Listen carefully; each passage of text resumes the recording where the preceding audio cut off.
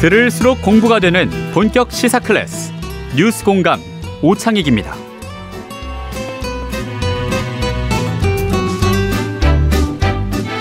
네, 정직한 뉴스부터 시작하겠습니다. 전 동아일보 기자시죠? 김기만 바른언론실천연대 대표 오셨습니다. 어서 오십시오. 안녕하십니까? 좀 전에 소식을 들으니 정부와 화물연대 간의 협상이 처음 열렸는데 결렬됐다고 합니다. 예정됐던 대로죠. 예정됐던 대로니까. 언론 보도를 보면요. 서울신문은 화물 이어 지하철 철도 파업 나라를 꽁꽁 묶자는 건가 아주 센 제목을 달았는데 동아일보는 정부 화물연대 척교섭 타결 전에 협상장 안 떠난다는 각오로 동아일보가 협상을 상당히 강력하게 촉구하고 있고 서울신문은 또 다른 면에서 강경한 모습이네요. 유일하게 지금 조중동 이른바 보수신문 중에서는 동아일보가 협상을 강조했고요. 네.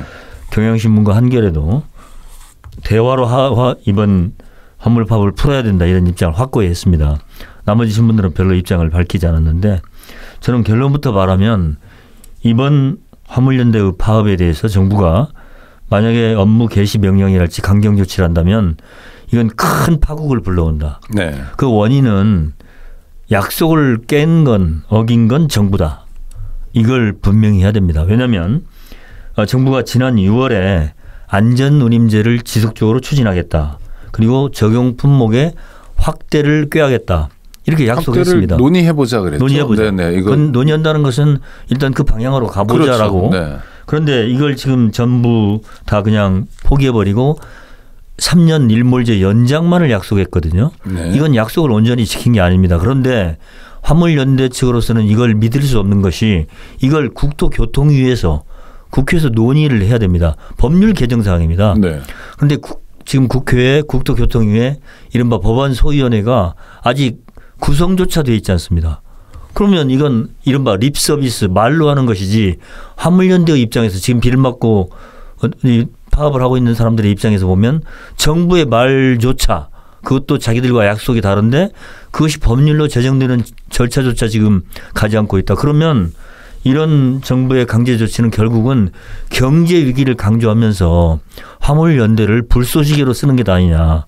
이렇게 생각할 수밖에 없지 않습니까? 화물연대 조합원들 입장에서는 속았다라고 생각하기 쉽겠네요. 이게 주무부서는 어디입니까? 주무부서는 국토교통부입니다. 원희룡 장관이요? 원희룡 장관. 그래서 저는 원희룡 장관이 지금 만약에 내일 국무회의에서 결정을 하면 업무 개시 명령을 발표할 텐데 이걸 반드시 처리해야 된다. 네. 그렇지 않으면 큰 파국이 옵니다. 왜냐하면 화물연대는 이렇게 되면은 이걸 강제 노동으로 인정을 할 수밖에 없고 반헌법적인 조치로 볼 수밖에 없습니다. 왜냐하면 국제노동기구가 이런 파업의 그런 권한을 부여하고 있지 않습니까? 네. 그러면 분명히 화물연대는 ILO에 대해서 국제노동기구에 대해서 탄원을 할 것이고 당연히 현재의 파업은 더욱더 극단적인 데까지 갈 것 아니겠습니까? 그러면 파국밖에 오지 않습니다. 윤 대통령께서 특히 내일 국무회의를 직접 주재할 뜻을 비쳤다는 것은 강경조처 쪽으로 좀 기울었다는 것을 예상케 하거든요. 저는 제발 다시 한번 말씀드리는데 강대강의 대결은 안 됩니다. 정부가 한번 제고해야 됩니다. 그러면 뭐 흔히 예전에 봤던 것처럼 예전이라는 건 뭐 2009년 쌍용자동차 파업 같은 게 생각나는데요. 네네. 경찰 뭐 공권력을 투입하고 강제 해산하고 체포하고 뭐 또 사법 처리도 하고 이런 수순으로 갈 거다 이렇게 예측하시는 건가요? 그렇습니다. 이 화물연대가 중요한 것은 제가 이제 프랑스 특파원으로 일해봤는데 대개 보면은 이제 산별 노조 중에서 금속 쪽이 가장 강하잖아요. 그런데 프랑스에서는 금속보다 까미용이라고 그러는데 택시 이게 트럭이라는 말이거든요. 네. 트럭들이 한번 파업하면 정말 큰일입니다. 물류를 멈추는 그렇습니다. 거니까. 지금 우리나라에서도 우리 시청자들이 알기 쉽게 설명을 드린다면은 지금 단군일의 가장 큰 규모의 아파트 건설 공사라고 하는 서울 강동구 둔촌동 주공아파트, 둔촌 주공아파트 건설 지금 중단됐습니다. 왜냐하면 콘크리트 타설이 멈췄습니다. 그뿐만 아니라 자동차를 지금 실어 나른달지 또 포스코의 철강 뭐 혹은 정유업체의 그런 기름 이런 것들이 전부 지금 올스톱될 상태입니다. 그러면 우리 산업계가 마비되는 거예요. 네. 화물연대는 트럭의 그런 어떤 화물연대의 파업으로 끝나는 게 아니라 우리 산업계를 마비시키는 겁니다. 물론 그러기 때문에 정부도 이것을 굉장히 중요한 사안으로 보고 이걸 어떻게든지 막아보겠다. 그런데 막아보겠다는 방안이 타협과 협상이 아니라 강경 조치로 간다면 이건 파국으로 갈 수밖에 없다. 그런데 화물연대의 주장 안전 운임제에 네. 대해서도 좀 짧게 설명을 해 주신다면요. 안전 운임제라는 것은 생계나 생활을 유지하는데 괜찮을 정도의 그런 소득 수준입니다. 그러니까 네. 너무 높은 것도 아니고 너무 낮은 것도 아니고. 일종의 일반 노동자들 헌법에서 보장하는 최저임금제 비슷한 그렇습니다. 제도군요. 최저임금제와 거의 유사한 것인데 이게 물론 이 경제 이론에서 굉장한 논쟁은 많아요. 안전 운임제를 해주면 그러면은 안전사고가 줄느냐 여기에 대해서 찬반이 좀 있습니다. 네네. 예를 들어서 아직 미국은 이 제도를 도입하고 있지 않아요. 그런데 미국이 어떤 경제 제도의 어떤 선진국은 또 아니지 않습니까? 그렇죠. 그런데 네. 반면에 복지 제도가 잘 돼 있는 호주는 이걸 전면적으로 시행하고 있어요. 그 호주의 한 학자는 이걸 실제로 뉴사우스 웨일즈에서 실험을 해보니까 안전 임금을 1% 올릴 때마다 안전사고가 3% 줄었다. 그리고 화물차 안전사고는 굉장히 중요한 게 승용차랑 사고가 나면요. 그렇습니다. 승용차 입장에서는 정말 끔찍하거든요. 이건 뭐 네. 거의 화물이라는 것은 그 흉기 트럭이라는 건 예를 들어 네. 12톤 이런 것은 네. 거의 무서운 흉기죠. 그렇죠. 그런데 네. 실제로 뉴사우스 웨일즈라는 그런 지역에서 지난 1990년대 2000년대까지 한 12년간을 통계치를 내보니까 3년 동안 안전운임제를 시행을 했는데 250명 정도가 사망사고가 줄었다. 네. 이런 것도 있어요. 그러니까 중요한 성과네요. 우리가 알 수 있는 것은 화물 운전자들이 과속을 한달지 난폭 운전을 하는 것은 임금이 보장이 안 되니까 어떻게든지 빠른 시간에 가려고 그렇죠. 하고. 뭐 졸음을 참아가면서 그러니까 달리고 임금을 넉넉하게 거죠. 네. 주면 그런 일이 좀 적어진다는 것은 거의 상식 수준 아니겠습니까? 네. 그런데 이게 공권력 투입으로 파행으로 가지 않았으면 좋겠고 주무장관이 원희룡 장관이 좀 역할을 해야 되겠네요. 저는 오늘 지금 올 때 여의도에서 왔는데 네. 이 빛 속에서 많은 사람들이 지금 뭔가 외치고 있어요. 그런데 화물연대도 오늘 분명히 지금 파업을 하고 있거든요. 네. 내일 정말 정부가 극단적인 조치를 하지 마시고 한 번 더 협상을 하고 대화를 하고 그렇게 했으면 좋겠습니다. 네. 또 장관 얘기 하나 해보죠. 이상민 행안부 장관 얘기입니다. 한겨레 서울신문을 자꾸 인용하게 되네요. 한겨레는 참사 한 달이 났는데 이상민 아직도 버티냐? 국민 인내 시험 말아라. 뭐 이런 얘기고요. 서울신문은 예산 앞 힘자랑하는 야당 국정마비 책임도 져야 할 것 이렇게 제목을 뽑았습니다. 제가 서울신문에 좀 쓴소리를 한마디 하겠습니다. 네. 서울신문이 역대 정부에서 항상 정부의 입장을 대변하는 그런 정말 뭐 좀 심하게 말하면 정부의 충견 노릇을 해왔죠 사실. 네. 그런데 서울신문이 지금은 정부의 신문이 아닙니다. 네. 호반건설이라는 그렇죠. 건설업체 신문입니다. 신문이죠. 근데 정말 고양이를 피했더니 호랑이가 왔더라.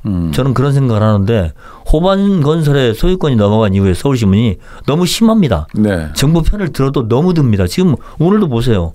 번번이 정부 입장을 뭐 아주 대변하는데 우리나라의 신문이 보통 족벌 신문 있잖아요. 네네. 동아일보, 김씨, 조선일보 방시하는 식으로. 네. 그다음에 재벌신문, 가벌신문, 기업신문, 뭐 지금 한국일보의 동아 그 그룹이랄지, 중앙일보의 삼성그룹이랄지, 뭐 이런 그룹이 있고, 그다음에 종교신문이 국민일보, 세계일보가 있고, 네. 이 서울신문이야말로 과거에는 연합뉴스와 함께 정부 것이었거든요. 그런데 서울신문이 어느 틈에 호반건설로 간 다음에 이런 식의 논조가 너무 심합니다. 네. 특히 요새 제가 주목해서 보는 것 중에 하나가 강북구청장에 대한 기사를 많이 쓰더라고요. 그래서 어떻게 됐는지 저간의 사정을 보니까 미디어오늘 등에 나온 걸 보니까요.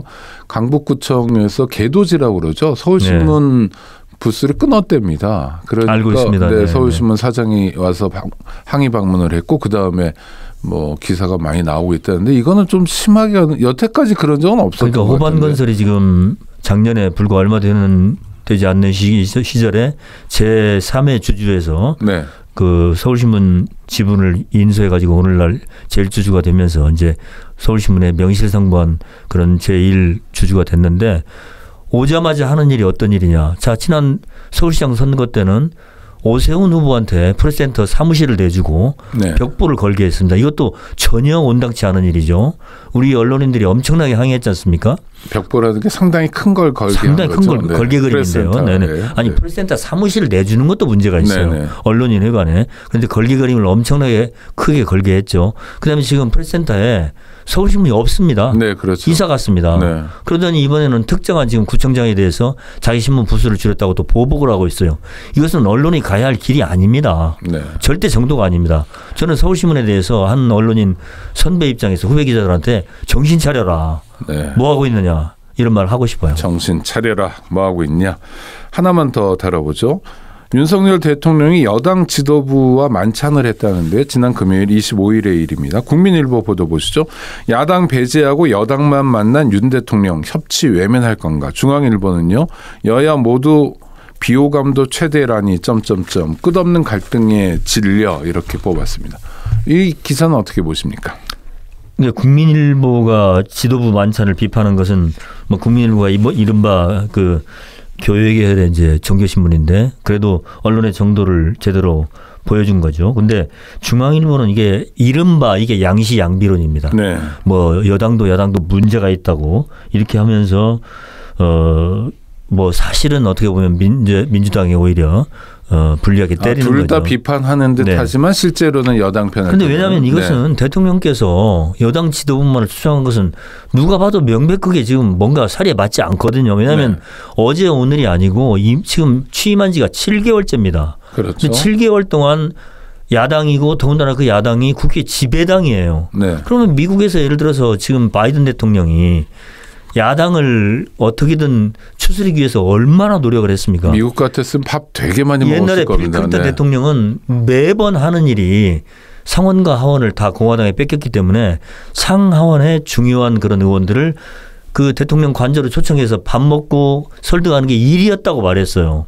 근데 지금 우리 윤 대통령 같으면 적어도 민주당의 수뇌부들을 수시로 초대해서 네. 밥도 먹고 설득하고 도와달라고 해야 됩니다. 그런데 단 한 번도 초대하지 않은 가운데 이번에 26일 날에는 비대위원 14명을 불렀고 25일이요? 그전에 22일에는 또 윤핵관을 불렀다고 한다면 네, 그래서 그 말씀을 좀 여쭤보려고 그러는데 지금 언론 보도는 사우디 왕세자가 첫 번째 손님이었고 국내 손님으로는 처음으로 국민의힘 지도부가 초대받았다고 하는데 예. 다시 확인된 바에 의하면 그 전에 25일에 국민의힘 지도부 만찬이 있었고 22일에 윤핵관이라고 불리는 네 명 있죠. 권성동, 네네네. 장제원, 뭐 윤한홍, 예, 이철규 네 네. 명이 부부 동반으로 대통령 관저에서 만찬을 했대요. 저도 이건 어떻게 보십니까? 그 얘기를 듣고 경악했습니다만 경악이요. 네. 오늘 아침에 모든 신문들이 오보를 했어요. 네. 그러니까 이제 지난 일요일, 토요일 신문이 안 나왔기 때문에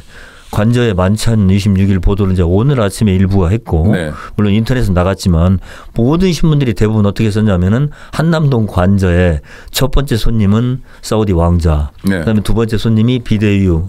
그렇죠. 네. 그런데 알고 보니까 그게 아니고 그건 세 번째였고 그 전에 이미 두 번째 윤핵관 4명이 부부로 초대를 받았다는 것인데 이건 대통령님 정말 이건 좀 너무하신 겁니다. 왜 너무하고 왜 경악할 일인지. 지금은 네. 이제 윤핵관이 없어야 됩니다. 네네. 국민의힘을 위해서도 윤핵관은 지금 누구나 알다시피 대통령 후보 시절에 대통령께서 직접 약속을 하셨어요. 네. 이른바 윤핵관 중용하지 않겠다. 약속을 하셨어요. 그리고 그 약속을 지키지 않았습니다. 알다시피 권성동, 장제원 전부 중용됐잖아요. 네. 그다음에 윤한홍 이건 또 그 저 협력위원장, 화합협력위원장을 맡았었고 지금 이철규 의원은 좀 아직은 뭐 이름은 어디에 크게 나지는 않습니다만은 그런데 어떻든 만약에 윤한홍 이 윤핵관 네 그 분을 부부로 해서 그 한남동 관제에 초대한 것이 맞다면 윤핵관은 시퍼렇게 살아있는 것이 아니냐. 마치 대통령께서 지난번 순방을 마치고 오면서 채널A 기자와 CBS 기자를 CBS요? 따로 불렀을 때 그것이 다른 기자들한테 주는 심리적인 타격. 나는 뭐지? 왜 저 둘은 따로 뽑혀서 가는 거지? 김기만 대표님 말씀은 그러니까 한남동 관저에서의 만찬도 공사와 구별되지 않고 있다. 그래서 경악한다 이런 뜻으로. 이것은 당을 사당화하는 겁니다. 사당화하는. 이건 안 됩니다. 네. 저는 그렇게 생각합니다. 알겠습니다. 정직한 뉴스 여기까지 하겠습니다. 김기만 바른언론실천연대 대표와의 인터뷰였습니다. 감사합니다. 네, 감사합니다.